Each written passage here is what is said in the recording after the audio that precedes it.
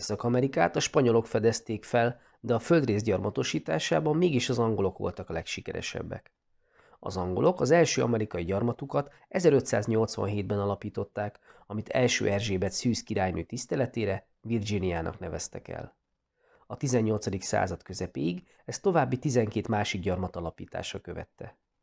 Az Amerikai Egyesült Államok egyik legfontosabb ünnepe a hálaadás kapcsolódik ehhez az eseménysorozathoz, amelyet minden évben, november hónap 4. csütörtökjén tartanak. A hagyományok szerint 1621-ben ünnepelték először a hálaadást azok az Angliából elmenekült puritán telepesek, akik az utazás viszontagságait és az első megpróbáltatásokkal teli évet szerencsésen túlélték. A 13 angol gyarmat Észak-Amerika keleti partvidékén a Hudson-öböltől Floridáig helyezkedett el, amelyeket északról és keletről a franciák által birtokolt Kanada és Louisiana, délről a spanyol fennhatóság alá tartozó Florida vett körül. Az északi angol gyarmatok telepesei iparral és kereskedelemmel foglalkoztak, a déli területeken a rabszolgamunkával műveltetett ültetvények rendszere volt a jellemző, ahol a földeken, nagy mennyiségben exportra szánt dohányt, gyapotot, rist és indigót termesztettek. A gyarmatok lakossága a 18. században néhány évtized alatt ugrásszerűen többszörösére nőtt, ami már komoly kihívás elé állította Angliát. A 13 gyarmatot egy Londonból kinevezett kormányzó egymástól függetlenül irányította, az angol király és a kormány érdekeinek megfelelően. Ez az alárendelt szerep azt jelentette, hogy Észak-Amerika nyersanyagait felhasználták, a területet az angol áruk piacának tekintették, és az ipar fejlődését és a kereskedelmet a versenyhelyzet elkerülése miatt korlátozták. Anglia 1756 és 1763 között a 7 éves háborúban több kontinensen a szomszédság miatt Amerikában is szembe került a franciákkal, akiket legyőztek, és akiknek a területeik védelmét szolgáló erődítményeit elfoglalták. A győzelmek után a párizsi békében Anglia megszerezte Kanadát, valamint Louisianának a Mississippi folyóig terjedő részét. Angliában az évekig tartó háborúskodás súlyos költségvetési hiányt eredményezett, amit a kormányok a gyarmatok terheinek növelésével akartak mérsékelni. Ezért döntöttek a hajózási törvények szigorúbb betartása, régi adó- és vámrendelkezések felelevenítése és újabb kibocsátása mellett.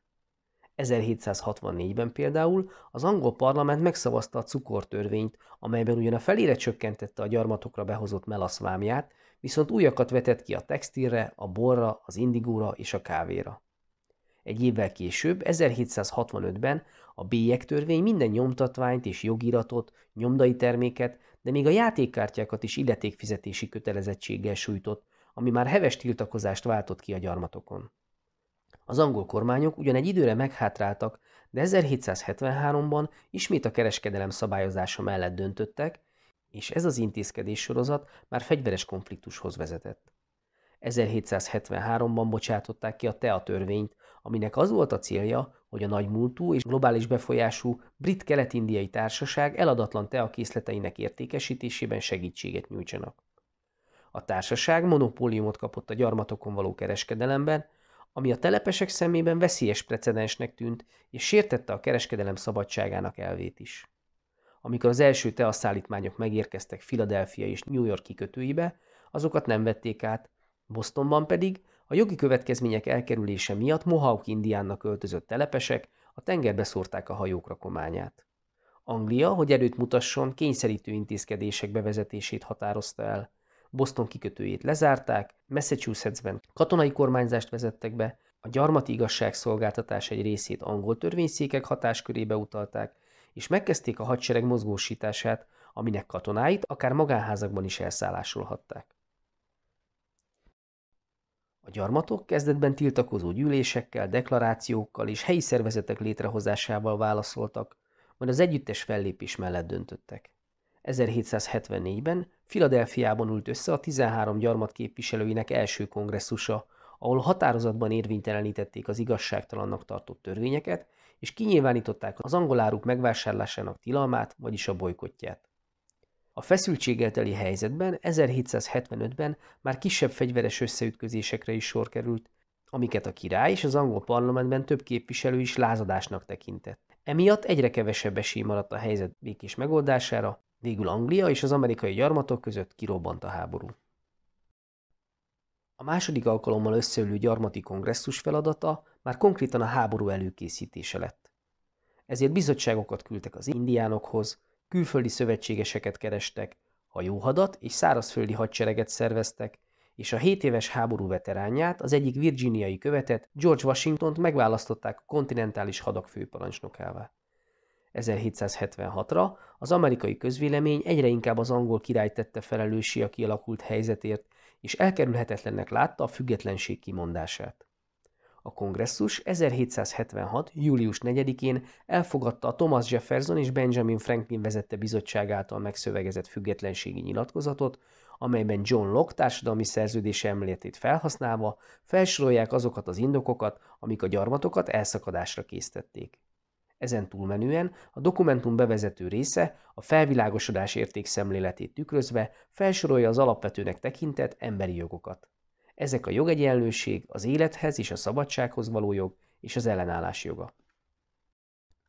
George Washington irányításával a kezdetben rosszul felszerelt és önkéntesekből álló gyarmati milíciák a szövetségessé lett Franciaország támogatásával végül sikeresen vették fel a harcot a jobban ellátott, német zsoldosokkal megerősített, professzionális brit hadsereg ellen, aminek legnagyobb serege 1781-ben Yorktownnál a fegyvert is letette. Ezt követően az angol parlament a hadműveletek befejezése mellett döntött, és 1783-ban a Versailles békében elismerte a 13 amerikai gyarmat függetlenségét. A győztes háború utáni időszak egyik legfontosabb kérdése a gyarmatok egymás közötti viszonyának rendezése volt. 1787-ben ezért Philadelphiában alkotmányozó gyűlést tartottak. A munkában résztvevő képviselőket alapító atyáknak is nevezik. A nézetkülönbségek ütköztetése és heves viták után született meg az Amerikai Egyesült Államok mai napig hatályban lévő alkotmánya. Az alaptörvény eredetileg 7 cikkelyből állt, amelyhez az eltelt 2 évszázad alatt csupán 22 módosítást fűztek. A gyarmatok, amelyeket azóta államoknak neveznek, szövetséget, vagyis uniót alkotnak. Az unió élén az elnök áll, aki erős felhatalmazással rendelkezik. Az elnököt 4 évente az államok lakói közvetve elektorok útján választják, és aki legfeljebb egyszer választható újra.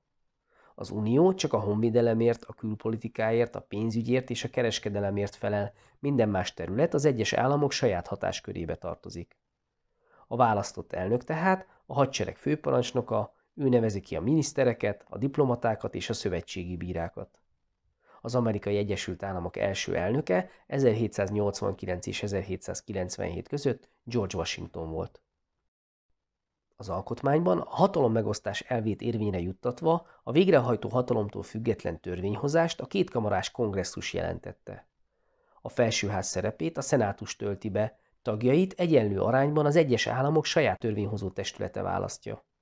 Az alsóházba, vagyis a képviselőházba az egyes államok a lakosságuk számaránya szerint küldenek képviselőket, amivel a szenátusban lévő aránytalanságot egyenlítik ki. A törvényhozó hatalom ellenőrzi és felelősségre vonhatja az elnök pedig ugyan korlátozottan, de vétójoggal rendelkezik a törvények felett. A harmadik hatalmi ágat, a bírói hatalmat szövetségi szinten a legfelsőbb bíróság jelenti. Az alkotmány módosítása kiegészítésekkel történik, amelyeket a kongresszusi képviselők 2/3 kezdeményezheti, és az államok 3/4-ének egyetértése lépteti hatályba. Az első 10 kiegészítés már 1791-ben elkészült, és ezek tartalmazzák az állampolgári szabadságjogokat, amelyekhez a magántulajdon védelme, az ártatlanság vélelme, az esküdtbíráskodásban való részvétel joga, a szólásszabadság, a sajtószabadság, a vallásszabadság, a gyülekezési jog és a megújuló vitákat kiváltó fegyvertartáshoz való jog tartozik. Az alkotmány az unió egészére vonatkozik, emellett minden egyes államnak saját törvényhozása és kormányzója van. A tagállamok törvényhozása ezért szinte mindenre kiterjedhet, de olyan szabályt, ami ellentétben áll az uniós alkotmánnyal, egyik állam sem fogadtathat el. Remélem érthető volt és segített ez az összefoglaló. Ne feledd, a podcast leírásában próbára teheted a tudásodat is ezzel a témával kapcsolatban. A linkre kattintva megjelenő űrlapon az összes eddigi, ehhez a témához tartozó, egyszerű választ igénylő érettségi feladatot meg tudod oldani, és a végén a jó megoldásokat is megnézheted. Ha tetszett a podcast, akkor iratkozz fel a csatornára, ha támogatásoddal segítenéd a munkámat, akkor a leírásban megtalálod hozzá részleteket. Jó munkát, sok sikert!